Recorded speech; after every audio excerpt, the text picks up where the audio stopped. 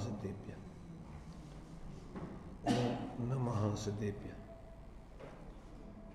ओम नमः सिद्धेभ्य। मंगलम भगवान में बोलना बस की नहीं।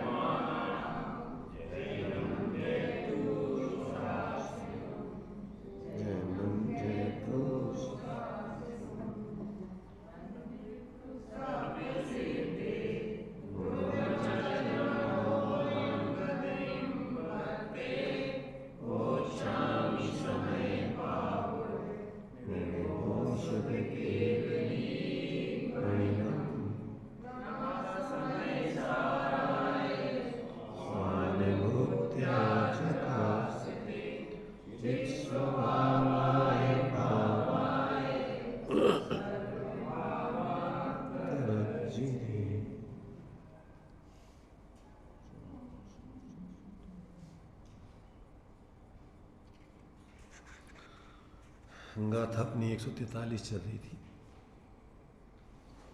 उसमें तात्पर्य वृत्ति का विषय अपना रह गया था थोड़ा पढ़ने के लिए। इसको तात्पर्य वृत्ति के माध्यम से विचार करते हैं। देखिए, पढ़िए 286 पेज। अब मैं तात्पर्य वृत्ति हिंदी। अब नए पक्षाधिक्रांत शुद्ध जीव का स्वरूप क्या है, ऐसा पूछने पर पुनः विशेष रूप से कहते हैं, जो यह नए पक्षपात रहित स्वसंवेदन ज्ञानी है, उसके अभिप्राय से शुद्ध जीव स्वरूप बद्ध, अबद्ध, मूढ़, अमूढ़ आदि नए विकल्प रहित चिदानंद एक स्वभाव रूप है। दोनबी णयाण भणिदम जाना भी, जिस प्रकार केवली भगवान निश्चय तथा व्यवहार दोनों नयों द्वारा कथित अर्थ को अथवा द्रव्य और पर्याय के स्वरूप को जानते हैं। डबरिम तू समय परिबद्धो, तथापि केवली सहज परमानंद एक स्वभावी आत्मा के अधीन प्रतिबद्ध केवल सहज परमानंद, तथापि केवल सहज परमानंद एक स्वभावी आत्मा के अधीन प्रतिबद्ध होकर णय पक्ष परिहीणों नित्य उल्लसित होते हुए केवल ज्ञान द्वारा शुद्ध ज्ञानावरणीय क्षयोपम जनित विकल्प जाल वाले नयों के पक्षपात से दूर रहने के कारण दूढ़ पक्षम गृह्णति किंची भी, कुछ भी नए पक्ष के विकल्प को आत्म रूप से ग्रहण नहीं करते। उसी प्रकार एक गणधर देवादि छद्मस्त जन भी दो नयों द्वारा कथित वस्तु स्वरूप को जानते हैं, तथापि केवल चिदानंद एक स्वभावी आत्मा के अधीन होकर शुद्ध ज्ञानावरणीय क्षयोपम जनित विकल्प जाल रूप दोनों नयों के पक्षपात से शुद्ध निश्चय के द्वारा दूर होने के कारण निर्विकल्प समाधि काल में शुद्धात्म स्वरूप से नए पक्षपात वाले विकल्प को स्वीकार या ग्रहण नहीं करते हैं। इसमें इन्होंने दो प्रकार के ज्ञानियों का स्पष्टीकरण दिया। एक तो सर्वज्ञ भगवान और एक छद्मस्त जीव। दोनों ज्ञानी, क्योंकि सर्वज्ञ भगवान की तो श्रुत ज्ञान है ही नहीं, तो उनके तो कोई नयों को ग्रहण करने का काम है नहीं। वो तो सर्वज्ञ भगवान केवल ज्ञान में जो जैसा वैसा निर्विकल्प होके जान रहे। परंतु जो छद्मस्त ज्ञानी जीव हैं वे अनुभव के काल में स्वरूप का अनुभव जिस समय करते हैं उस समय तो किसी विकल्प का या पक्ष का वो सोचते नहीं है, वस्तु को पूरा निर्विकल्प होकर अनुभव करते हैं। जब विकल्प दशा में आते हैं तो भी वो पक्षपात यानी किसी एक नए स्वरूप वस्तु को नहीं मानते, सर्वथा किसी एक पक्ष को ग्रहण नहीं करते। जिस दृष्टिकोण से सोचते हैं उस दृष्टिकोण से वस्तु वैसी देखते हैं। जब पर्यार्थक न्याय से देखते हैं तो वस्तु अनित्य दिखती है, जब द्रव्यार्थक न्याय से देखते हैं तो वस्तु नित्य दिखती है। अनुभव के काल में तो नित्यानित्यात्मक वस्तु निर्विकल्प अनुभव में आती है, उस समय कोई नए के पक्ष को ग्रहण नहीं करती। तो यहाँ पर ये कह रहे कि जो स्वसंवेदन ज्ञानी है, जो नए पक्षपात से रहित हैं, वे तो जो नयों के पक्ष हैं, बद्ध, अबद्ध, मूढ़, अमूढ़ आदि, उसमें से किसी भी पक्ष को ग्रहण नहीं करते, एक अपने उस चैतन्य स्वरूप आत्मा का ही अनुभव करते हैं। तो यहाँ पर केवली भगवान का दृष्टांत दिया है कि जिस प्रकार केवली भगवान निश्चय तथा व्यवहार दोनों नयों द्वारा कथित अर्थ को, अर्थ माने पदार्थ, वस्तु, द्रव्य, वो द्रव्य कैसा है? द्रव्य पर्यायात्मक, द्रव्य या वस्तु या अर्थ, द्रव्य स्वभाव रूप और पर्याय स्वभाव रूप, ऐसे दोनों स्वभाव रूप जो वस्तु है, ऐसे उस स्वरूप को वो जानते ही है। कौन? केवली भगवान। केवली भगवान को ना तो पर्याय का विकल्प है, न द्रव्य स्वभाव का विकल्प है। वो तो जैसी वस्तु है वैसा अपने ज्ञान में प्रतिक्षण निर्विकल्प होकर जान ही रहे। तो ये सर्वज्ञ भगवान का दृष्टांत दे करके और छद्मस्त जीवों को भी अनुभव के काल में वैसे ही अनुभव करते, वो किसी पक्ष को ग्रहण नहीं करते। यहाँ दिया इन्होंने, तथापि केवल सहज परमानंद एक स्वभावी आत्मा के अधीन, यानी उससे जुड़ करके प्रतिबद्ध माने उसका अनुभव करते हुए क्या करते हैं? नित्य उल्लसित होते हुए केवल ज्ञान के द्वारा शुद्ध ज्ञानावरणी क्षयोपशम जनित विकल्प जाल वाले नयों के पक्षपात से दूर रहने के कारण, मैंने उनके तो चूँकि श्रुतक ज्ञान है ही नहीं, इसलिए अब उनको तो कोई विकल्प नहीं है, तो उससे वो सदा के लिए दूर है उस पक्षपात से। और कैसे? न दूर नए पक्षम गणनदी किंच भी, कुछ भी नए पक्ष के विकल्प को आत्म रूप से ग्रहण नहीं करते। आत्म रूप माने किसी एक नए वाली आत्मा को नहीं जानते, कि आत्मा के लिए पर्याय रूप है कि द्रव्य रूप है, क्योंकि जो भी पक्ष है वो तो किसी एक दृष्टिकोण से वस्तु को जानते हैं। तो केवल ज्ञानी ऐसे आत्मा को नहीं जानते। कैसे आत्मा को? पक्ष वाले, कि कोई आत्मा नित्य है कि अनित्य है। आत्मा सर्वांगीण जैसा है वैसा जानते हैं। तो इस प्रकार से वो क्या करते हैं सर्वज्ञ भगवान, कि वो कुछ भी नए पक्ष के विकल्प को आत्म रूप से नहीं करते। माने करते का मतलब उनको तो विकल्प ही नहीं, और आत्मा को उस रूप में एक पक्ष से वो जानते नहीं।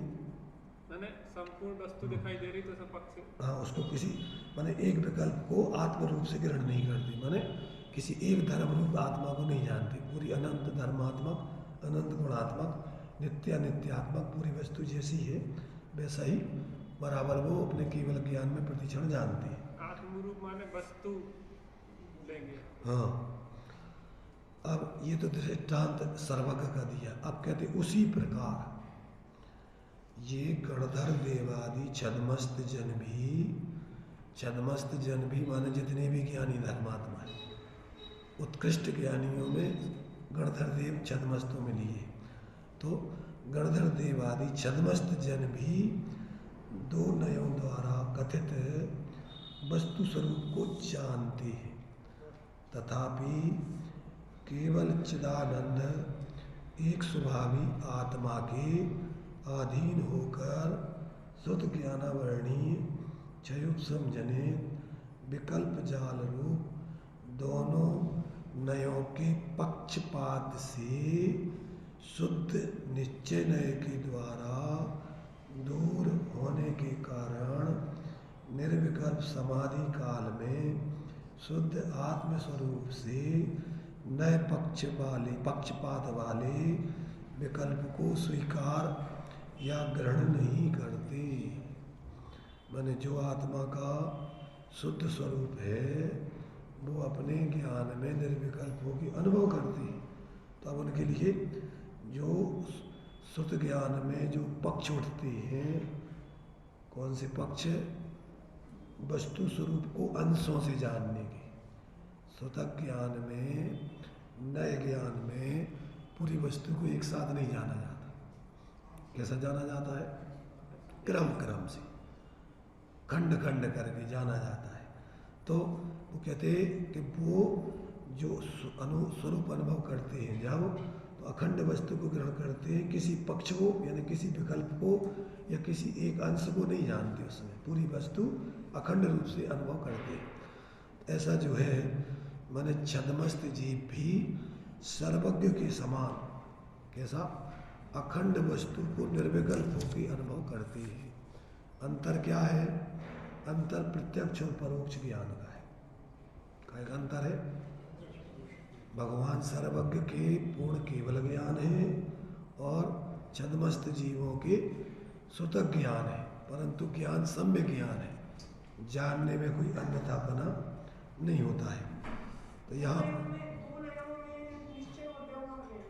सब ले लो, निश्चय, व्यवहार, द्रव्यार्थिक, पर्यार्थिक अथवा संयोग की दृष्टि से विचार, बद्ध, अबद्ध, मूढ़, मूढ़, अमूढ़। मूढ़ अमूढ़ जानते कि नहीं? पर्यार्थिक नय में जब जीव अपने स्वरूप को नहीं जानता तो ऐसे जीवों को मूढ़ कहते हैं, अज्ञानी कहते हैं। और स्वभाव से देखो तो जीव मूढ़ पने से रहे थे, चैतन्य स्वरूप है, इसलिए मूढ़ है कि अमूढ़ है। फिर कहते हैं बद्ध है कि अबद्ध है। कर्मों के शरीर के साथ देखते हैं जब जीव को संसार में, तो कैसा है? बद्ध है एक पक्ष से, परंतु जब स्वभाव से देखते हैं तो जीव अबद्ध है, सदाकाल चैतन्य स्वरूप है, उसमें कोई कर्म आदि का प्रवेश स्वरूप में होता ही नहीं है। ऐसे कोई भी पक्ष को ग्रहण अनुभव के काल में नहीं करते हैं, और विकल्प के काल में भी किसी एक पक्ष को एकांत से ग्रहण नहीं करते। उसमें क्या करते हैं? अगर एकांत से किसी एक पक्ष को ग्रहण करें तो अभी अपन इसका भावार्थ पढ़ा था ना, तो मिथ्यात्व जनित अनंतानुबंधी कसाय राग पैदा होता है। और यदि प्रयोजनवशात जानने के लिए, समझने के लिए, विचार करने के लिए विचार करते हैं सापेक्ष रूप में, तो चारित्र मोह संबंधी राग तो होता है, परंतु मिथ्यात्व जनित राग नहीं होता है। ऐसा छद्मस्त जीव सविकल्प दशा में भी पक्षपात से रहित थे, और निर्विकल्प दशा में तो पक्षपात से अतीत होकर के स्वरूप अनुभव करते ही। ऐसा अपने लिए जब तक जीव पक्षातिक्रांत नहीं होता है, ऐसे पक्षातिक्रांत स्वरूप को ग्रहण नहीं करता है, तब तक जीव का मिथ्यात्व अज्ञान दूर नहीं होता है। तब तक जीव के जीवन में शांति नहीं आती, धर्म का उदय नहीं होता है। कब? कि जब तक वो विकल्पों में पड़ा रहता है, भले वो निश्चय का पक्ष क्यों ना हो, व्यवहार के पक्ष रूप तो वस्तु है ही नहीं। क्यों? कि व्यवहार तो संयोग की तरफ से कथन करता है, संयोगी भावों की तरफ से कथन करता है, अथवा गुण भेद आदि की तरफ से कथन करता है। तो वस्तु न तो संयोग रूप है, न संयोगी भाव रूप है, और न किसी एक गुण धर्म आदि रूप है। तो ऐसे व्यवहार को तो शुरू से ही निषेध करते आए कि आत्मा ऐसी नहीं। निश्चय न्याति नेति नेति कहता है, ना इति, ना इति, ना इति, ये मेरा स्वरूप नहीं है, मेरा स्वरूप नहीं है। परंतु जो निश्चय से बताते हैं कि आत्मा ऐसा चैतन्य स्वरूप है, अभेद है, सामान्य है, एक है, शांत है, तो कहते जब तक ये विकल्प भी जीव ग्रहण करता रहे तब तक भी वो वस्तु को अनुभव नहीं करता। जब वस्तु को ग्रहण करता है तो दोनों पक्ष खत्म हो जाते हैं, न निश्चय का पक्ष है और न व्यवहार का पक्ष है। पक्षाधिग्रहण ऐसी वस्तु जैसी है चित्त स्वरूप, उस चित्त स्वरूप वस्तु का चित्त स्वरूप अनुभव ही करता है। ऐसा यहाँ पर अपने लिए ये 143 गाथा उसकी आचार्य अमृतचंद्र की टीका आत्मख्याति, जयचंद जी चावड़ा का भावार्थ और एक कलश भी दिया है, उस पर अपन ने पढ़ा था कल 92 नंबर का। और ये तुम्हारे से आचार्य जयसेन स्वामी की तात्पर्य वृत्ति टीका। इस कलश में भी उन्होंने कि आत्मा चित्त स्वभाव की पुंज द्वारा ही अपने उत्पाद में ध्रुव उसके किए जाते हैं, ऐसा जिसका परमार्थ स्वरूप है। इसलिए जो एक है ऐसे उस अपार समय सारगों में समस्त बंद पद्धति को दूर करके अर्थात कर्मोदय से होने वाले सर्व भावों को छोड़कर अपने ऐसे स्वरूप का, एक स्वरूप का अनुभव करता हूँ। ऐसी वस्तु द्रव्य गुण पर्यायात्मक, उत्पाद व द्रव्यात्मक जैसी है वैसी उसका स्वभाव निर्विकल्प होके ऐसा परिणमन करने का है। इसलिए धर्म करने के लिए अपन को क्या है, मात्र जैसा वस्तु का स्वरूप है वैसा जानना, देखना और अनुभवना है, और कुछ अतिरिक्त करना नहीं। वस्तु स्वभाव धम्म और दंसन मूल धम्म और चारित्रम खलु धम्म, क्या अर्थ होता है? वस्तु का जो स्वभाव है वो धर्म है, और वस्तु का जैसा स्वभाव है वैसा देखना, मानना वो धर्म है। उसी को जानकर मानकर उस रूप ही परिणमना वो धर्म है। उसके बाहर सब अधर्म है। तो ये धर्म वस्तु का स्वभाव है। धर्म क्या है? धर्म जैसे मान लो धर्म वस्तु का क्या, जानना देखना है, शांत, तो इसके लिए अपन को करना है कि होता है? तो वस्तु का स्वभाव हो रहा है सहज के उसको करना है अपन को। प्रत्येक आत्मा का स्वभाव जानना देखना चल रहा है कि उसको अपन को कुछ करना है उसमें, है? देखो क्या है सर, जैसे मानो पूर्ण धर्मात्मा सिद्ध भगवान है, अनंत भगवान है, तो वे क्या कर रहे हैं? धर्म उनका हो रहा है कि कर रहे हैं कुछ? ऐसे होते हुए धर्म को स्वीकारना। धर्म किया नहीं जाता। जैसे लोक में बोलते हैं प्यार किया नहीं जाता, किया जाता है प्यार, हो जाता है प्यार। ऐसे धर्म भी किया नहीं जाता है, होता है। जो अपन बोलते होता स्वयं जगत परिणाम, तो ये धर्म वस्तु का स्वभाव ये तो होता है सहज। इसलिए आवाल गोपाल सबका जानपना चल ही रहा है। क्या हो रहा है? आत्मा का स्वभाव जानना देखना है, तो जानना देखना अपन को करना है कि जानना देखना हो रहा है, उसको स्वीकार करना है कि जो जानना देखना हो रहा है ये मेरा धर्म है और कुछ नहीं मेरा धर्म। आवाल गोपाल सबको जानने में, जानने देखने वाला ही आ रहा है। अपने ज्ञान की परिणति में भी वही बढ़ रहा है। क्या बढ़ रहा है? तो जानना देखने के अलावा ये बताओ, कभी क्या जीव जानने देखने से रहित हुआ है? हो सकता है? ऐसे जानने देखने रूप अपने को स्वीकार करना, इसका नाम धर्म है कि यही हूँ मैं। जब तक इसको अपने जानने देखने स्वभाव को अपन स्वीकार नहीं करें तब तक अपन धर्म के नाम पे कुछ ना कुछ भ्रम करते हैं। क्या करते बताओ? धर्म में अभी तक अपन जो धर्म करते हैं तो उसमें क्या करते हैं, जो किया जाता है वो सदा नहीं कर सकते आप, उसको क्या है, उसमें टेंशन है, परेशानी है, और जो होता है उसको अतिरिक्त कुछ करना ही नहीं पड़ता। अच्छा, जानने देखने के लिए अपन को क्या करना पड़ता है, और बाकी जो अपन धर्म के नाम पे करते हैं वो कब तक कर सकते हैं अपन। जैसे मान लो अपन स्वाध्याय, इसको अपन ने अगर धर्म माना तो कितनी देर तक करेंगे।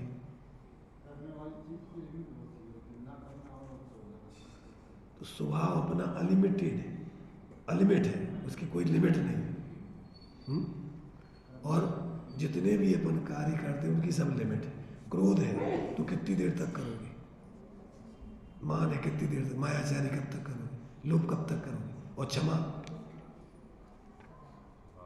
तो स्वभाव है, अनंत काल तक चलता, सहज चलता रहता।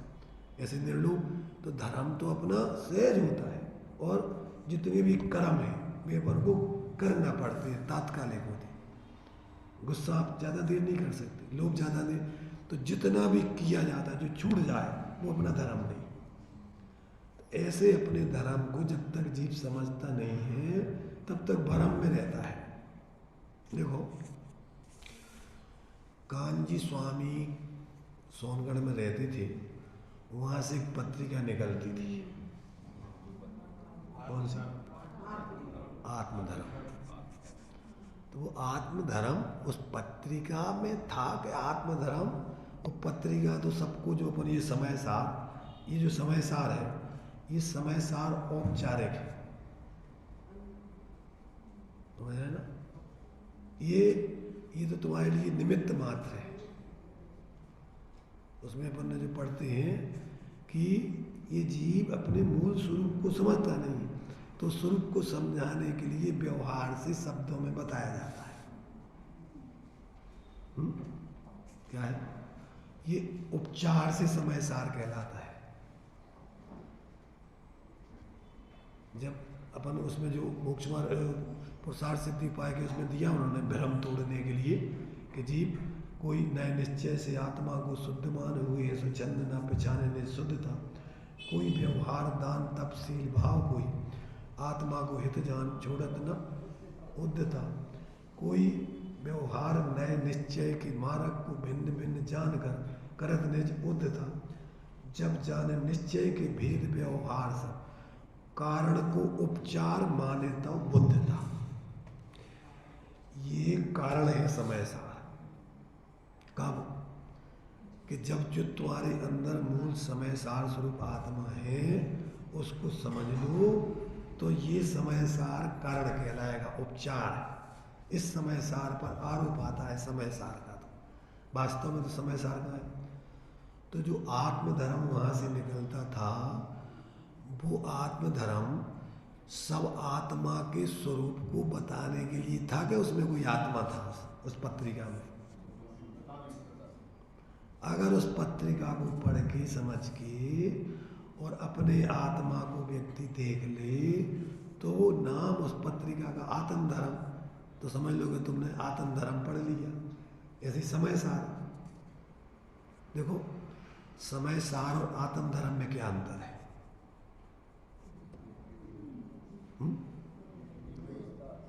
तो उन्होंने कोई सोनगढ़ का धर्म चलाया कि तुम्हारा जो तुम्हारा अनादिकाल से चला आ रहा है, कौन सा धर्म, आर्ष धर्म। आर्ष धर्म माने ऋषियों के द्वारा कहा गया, सात संतों के द्वारा कहा गया, भगवान के द्वारा कहा गया। तो उस धर्म का जो आवृत हो गया था, बहुत ढक सा गया था, तो उसको उन्होंने अनावरण किया है।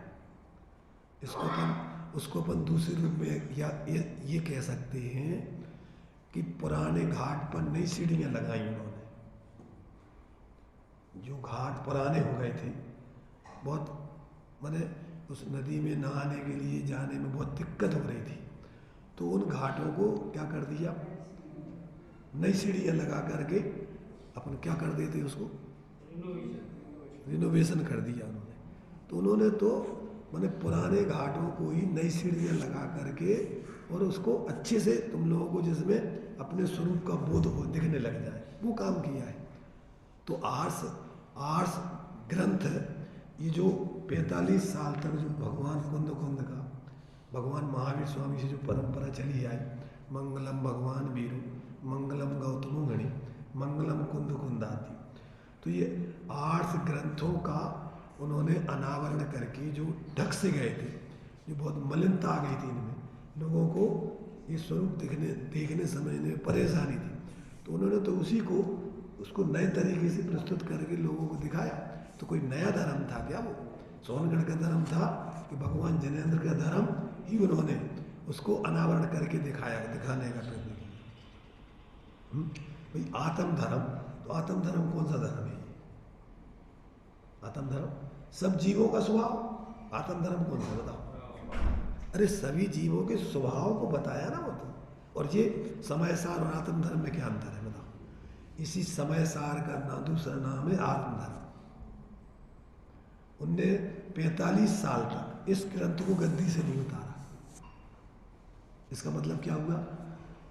इस ग्रंथ के अलावा एक अक्षर नहीं बोले। सबसे पहले बोलते थे, क्या बोलते? 100 इंद्रों की उपस्थिति में भगवान जिनेंद्र ने जो उपदेश दिया था, वो ही उपदेश ये भगवान जिनेंद्र का है, ये कोई हमारे घर का नहीं।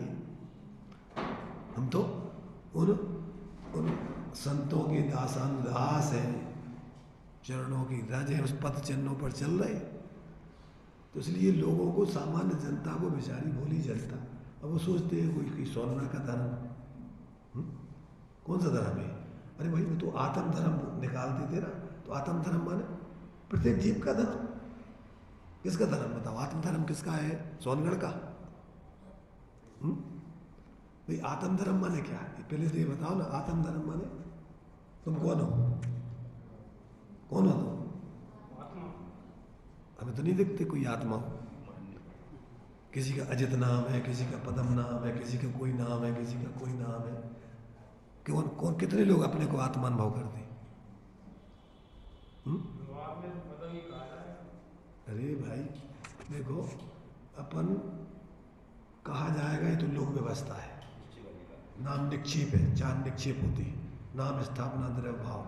तो लोक व्यवस्था चलाने के लिए निक्षेप है ये तो नाम तो ना एक औपचारिक है, पर मूल में क्या हो? मूल में क्या हो? अरे भाई सब जीव है ना, आत्मा ही है ना। तो हम उस आत्म स्वरूप को भूले हुए अनादिकाल से क्या कर रहे हैं?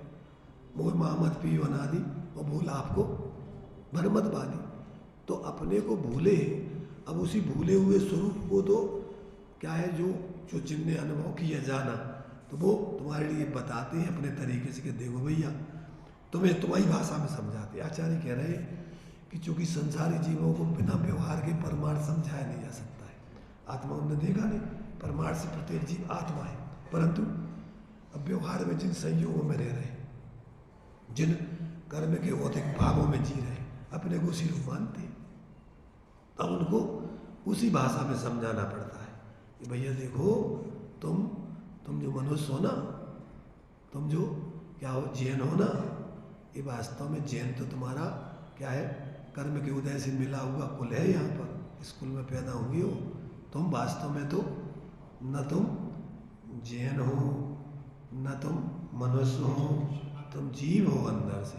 अनादिकाल से अनंत काल तक तुम्हारा स्वरूप जानने देखने रूपी रहा है, जानने देखने का ही काम कर रहे हैं। तो ये बात अब ऐसा अपन पहले निर्णय करें और निर्णय करके अनुभव करें। अनुभव करोगे तो पक्षातिक्रांत होगी। आत्मज्ञान ही ज्ञान है और से सभी अज्ञान। तो जब तक आप ऐसे अपने स्वरूप का अनुभव करके आत्मज्ञान को प्राप्त नहीं करोगे, तब तक आप अपने बारे में ही भ्रम में रहोगे, मिथ्या कल्पनाओं में जीते रहोगे और जी रहे इसी से परेशान है। और अपने को अपन ने मान लिया मनुष्य है। अब मनुष्य की तो एक सीमा है, कब तक रहेंगे मनुष्य में अपन, इस मनुष्य पर्याय में कब तक रहेंगे? जब तक आयु बांध के आए, एक निश्चित समय तक यहाँ रहेंगे। और जैसी आयु पूरी होगी, इसके बाद फिर कहाँ जाएंगे पता नहीं है। नहीं, अपन कहीं नहीं जाएंगे। आत्मा को छोड़ के कहीं नहीं जाता, आज तक कहीं गया भी नहीं। जा सकता भी नहीं। प्रत्येक वस्तु अपने स्वचतुष्टता को छोड़ती है क्या? तो अपन को भ्रम है कि अपन कहीं जा रहे हैं, गए हैं, जा सकते। जा सकता आत्मा? आत्मा को छोड़ के आज तक कहीं गया है वो? मणि सुनाई दे रही है? आत्मा को छोड़ के कहीं गया आज तक? जा सकता है कहीं? तो अपन अभी कहाँ जाएंगे? कहाँ जाना है अपन? कहाँ से आए? और अपन कहीं से न आया, कहीं न जाना। कहाँ से आया? कहीं से नहीं आया। कहाँ जाना है? कहीं नहीं जाना। ढूंढ लिया ठिकाना, मैंने ढूंढ लिया ठिकाना। अभी अपन पढ़ते कहाँ से आया, कहाँ है जाना, ढूंढ ले ठिकाना। अब ऐसा लगता है जैसे कहीं से आया हुआ था, कहीं जाना हो। कहाँ से आया है? कहाँ से आया आत्मा? आत्मा कहीं से आया? अरे द्रव्य तो 6 द्रव्यों का स्वरूप अनादिकाल से अनंत काल तक, तो अपने स्वरूप को किसी ने छोड़ा ही नहीं, छोड़ के जा भी सकता नहीं। तो ये भ्रम है अपन को, ये सारे कथन उपचार के, व्यवहार के, कि कहीं से आया कहीं जाना है। न कहीं से आया न कहीं जाना, हम अपने स्वरूप में ही थे, स्वरूप में ही रह रहे, स्वरूप में ही रहेंगे। ऐसा जान लिया तो अब काय का डर है? मरने का डर होगा फिर है? कुछ अपना कोई बिगाड़ देगा। जो 7 भय बतलाए, अगुप्ति, रक्षा, आकस्मिक मरण, वेदना आदि, फिर डर रहेगा कुछ तुम्हें? जब अपन अपने को निरंतर ज्ञान स्वरूप जानेंगे, अनादि अनंत जानेंगे, तब काय का भय अपन को? जा तो निश्चय की बात है ना? जा तो निश्चय की बात माने झूठी और व्यवहार की बात माने सही। अरे व्यवहार की बात माने औपचारिक, संयोगाधीन, पर्यायार्थिक नए से। वास्तव में तो तुम्हारा स्वरूप ये है। तो ये जब तक जीव को ऐसी स्वरूप दृष्टि नहीं बनती, तब तक उसके जीवन में शांति आती नहीं, निर्भयता आती नहीं, निसंगता आती नहीं, निराकुलता आती नहीं। 24 घंटे भयभीत बना रहता है, भयभीत बना रहता है। अब रात दिन अपन 1 मिनट की चैन नहीं। और पशु पक्षी तो देखो चैन से खा भी नहीं पाते, सो भी नहीं पाते। अब जानवर है और तुम्हारे पक्षी हैं, वे तो खाते समय उनका ध्यान फटाफट इधर उधर देखते रहते हैं, चैन से भोजन भी नहीं कर सकते। तन के कोई आया और एकदम फट जोड़ गए। और जहाँ पे बैठे हैं उनको वहाँ भी 24 घंटे भय, कोई आ नहीं जाए। कहाँ बैठते हैं वो देखा तुमने? पेड़ों के इस जगह बैठते जहाँ बिल्ली वगैरह ये जानवर उसको खाने के लिए बैठे बैठे में वो नींद पूरी, उनकी नींद क्या, वो तो एक प्रकार से भुगतना है जीवन। अगर उस समय उनको देखो, उन पक्षियों को भी, संगी पंचेंद्रिय जीव हैं, उनको भी आत्मबोध हो जाए तो वे भी डरते नहीं है फिर मरने से, वे भी आनंद से सहज जीते। इसलिए जब तक ये अपना स्वरूप का बोध जीव को नहीं होता है, पक्षाधिक्रांत होगा, अकेले विकल्प नहीं, मैं आत्मा हूँ, मैं आत्मा हूँ, ऐसा नहीं। आत्मा माने ऐसा अंदर में अपना स्वयं का वेदन करते हुए जीना, विकल्प अकेले करते हुए नहीं। ये विकल्प तो जीव ने अनादिकाल से ऐसे कर ली, पर आज तक ऐसा अनुभव नहीं किया। इसलिए यहाँ कह रहे कि जब जीव पक्षाधिक्रांत हो जाता है, उस ज्ञाता रूप अनुभव करता है, तब जीवन में उसकी शांति आती है। फिर उसके पक्षपात नहीं रहता, न निश्चय का विकल्प, न व्यवहार का विकल्प। जैसी वस्तु है वैसा उसका संवेदन, अनुभव, जीवन, आनंद भोगता है। ये बात अपन को इस 143 गाथा में सिद्ध की। अब उसी बात को यहाँ आगे जो 144 गाथा है, ये कर्ता कर्माधिकार की क्या है, अंतिम गाथा है। और पूरा सार उड़ेल करके पूरा आचार्य देव ने इसमें रखा कि वास्तव में ये जीव क्या कर सकता है, उसका क्या मूल स्वरूप है, क्या उसको करना चाहिए, ये सब। अब यह कहते हैं कि नियम से यह सिद्ध है कि पक्षातिक्रांति समय सार है, निर्विकल्प रहना ही समय सार है, विकल्प करना आत्मा का स्वरूप नहीं है। ये अंतिम 144 नंबर की गाथा देखिए, इसमें दिया सम्मतं शरणाणम् ईशो लहदित्ति नवरी बहु देशम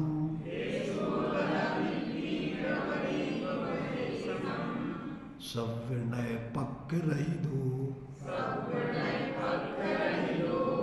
बणी दो जो सो समय सारो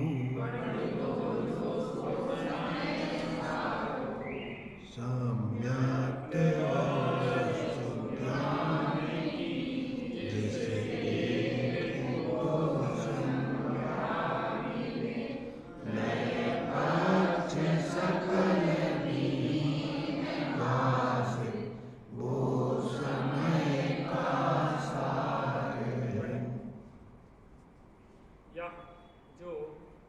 सर्व नए पक्ष रहिता सर्व नए पक्षों से रहित भणितः कहा गया है। सह वह समय सार है। ऐसा इसी समय सार को ही केवल सम्यक दर्शन ज्ञानम सम्यक दर्शन और सम्यक ज्ञान इति ऐसी व्यपदेशम संज्ञा नाम लभते मिलती है, अर्थात नामों से भिन्न होने पर भी वस्तु एक ही है। क्या कहा इसमें?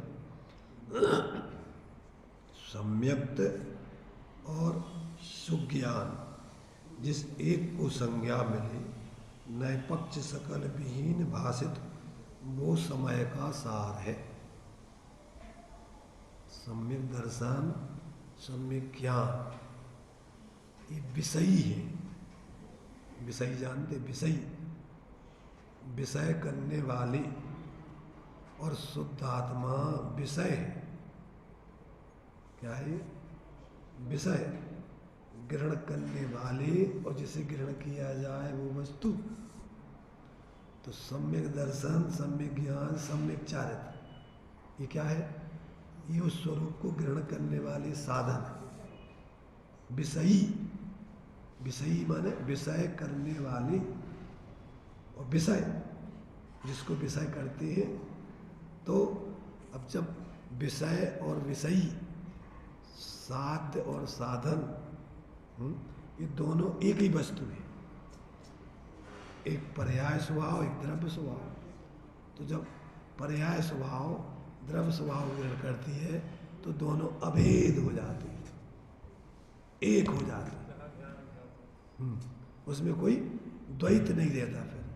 फिर अभी जब अपना श्रद्धा ज्ञान चाहे अन्य को ग्रहण करते हैं तो क्या होता है कि द्रव्य अलग पड़ा पर्याय अलग जा रही।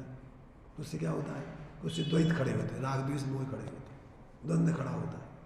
और जब अपने स्वरूप को ही पर्याय ग्रहण करती तो वहाँ अद्वैत हो जाता है, वहाँ दो नहीं रहते थे, निर्द्वंद हो जाता है। ऐसा यहाँ पर कहते कि वो सम्यक दर्शन और सम्यक ज्ञान एक आत्मा ही समझो। क्यों? कि उसमें अभेद होकर के आत्मा की अनुभूति चल रही है।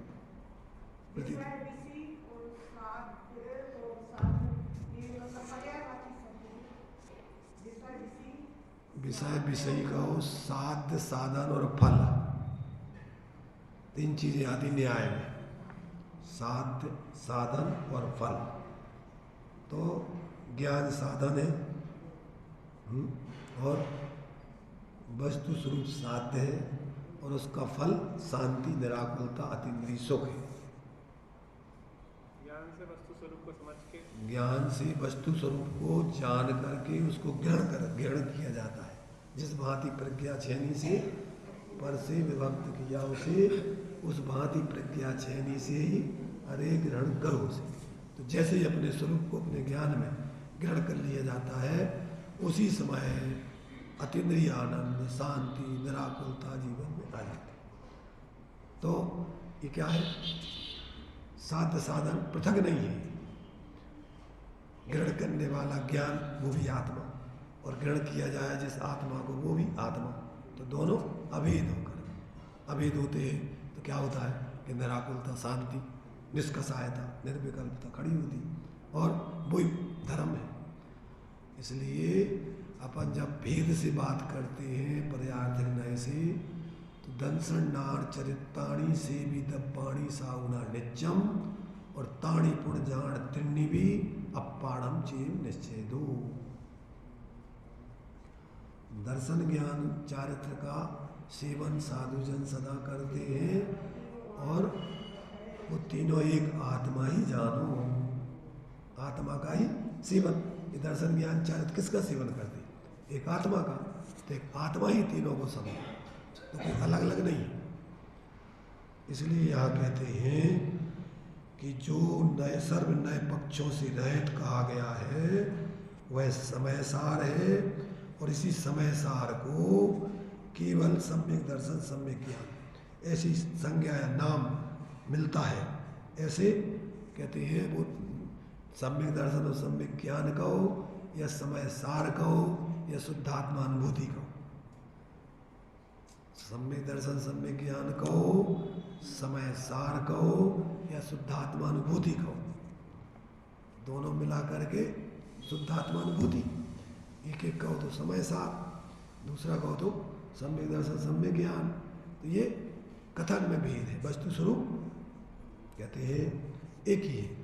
अभेद दृष्टि से आत्मानुभूति, भेद दृष्टि से सम्यक दर्शन सम्यक ज्ञान, और निश्चय से समय सार, और प्रमाण से आत्मानुभूति। उसी को आत्मा और उसकी अनुभूति, उसमें लीनता, ये सब मिला करके एक ही बात है।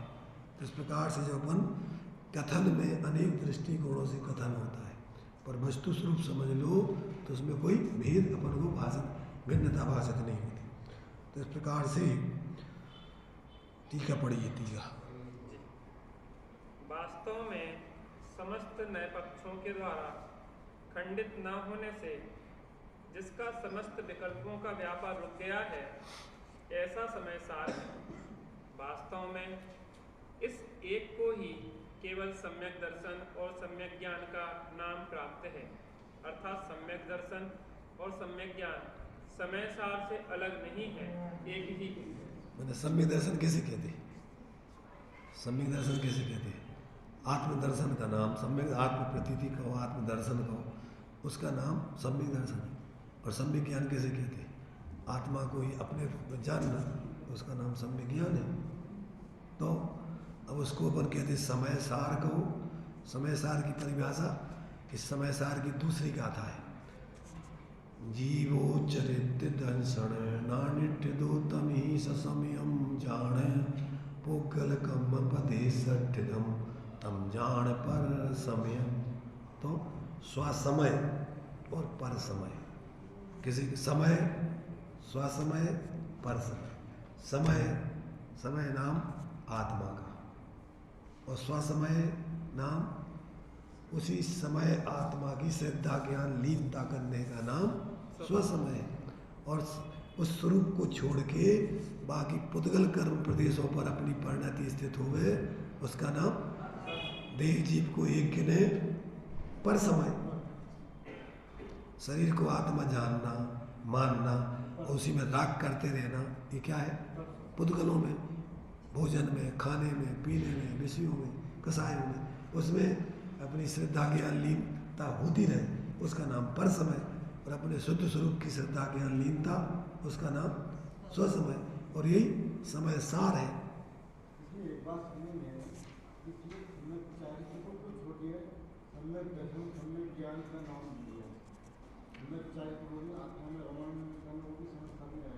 अभी अधिकार सम्यक चारित्र का जब अधिकार आएगा तो लीनता कहेंगे।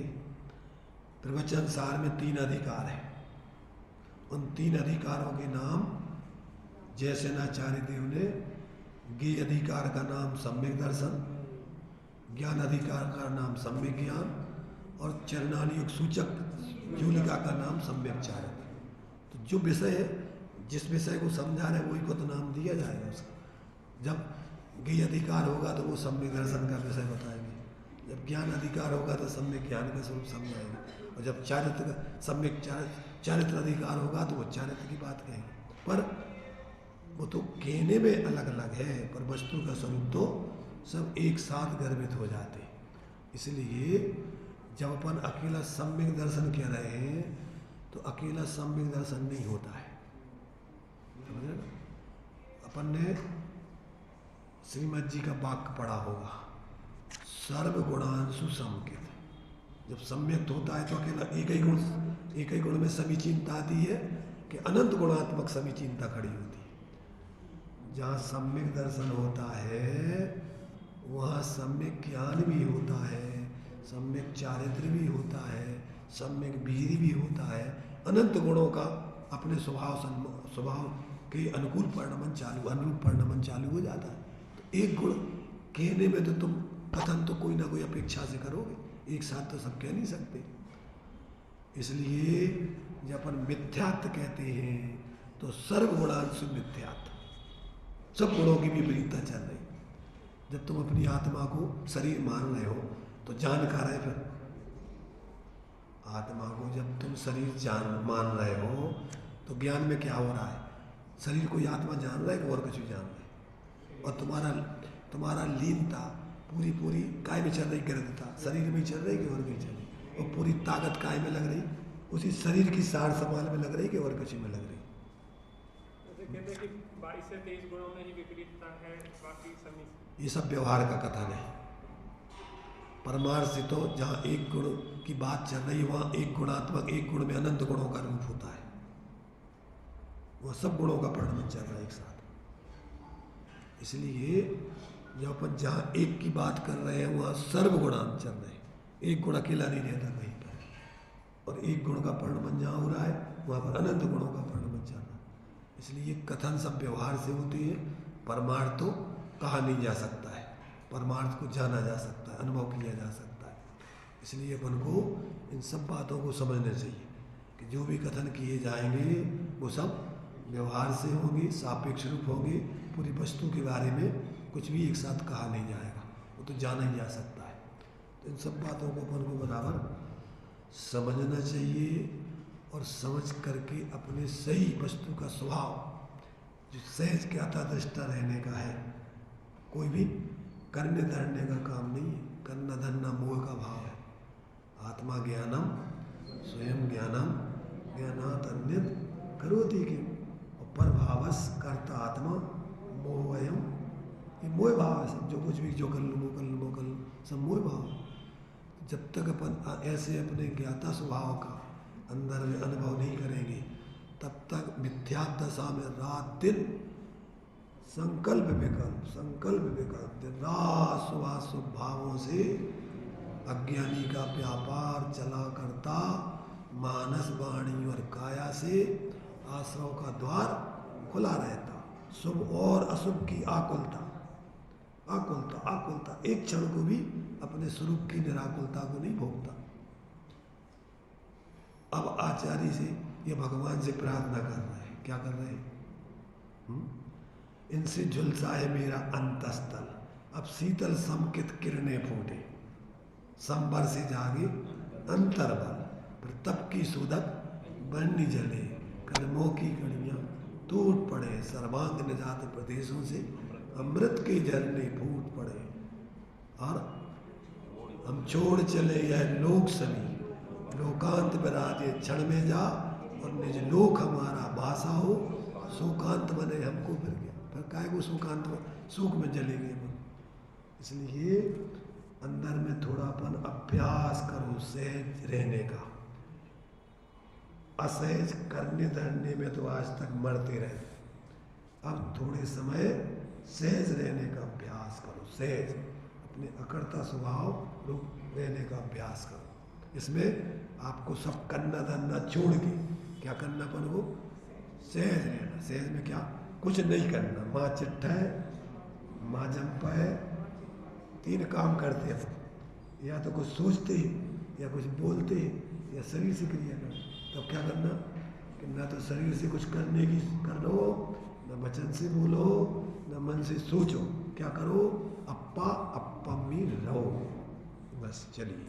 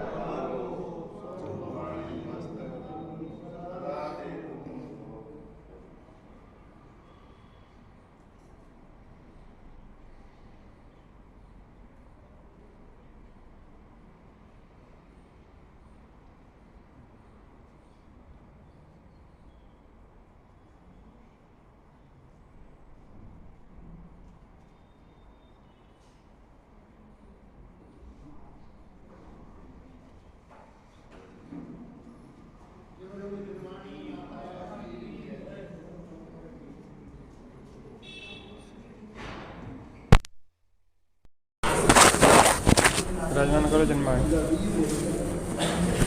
एक मिनट ये आपने आपके चिंतन में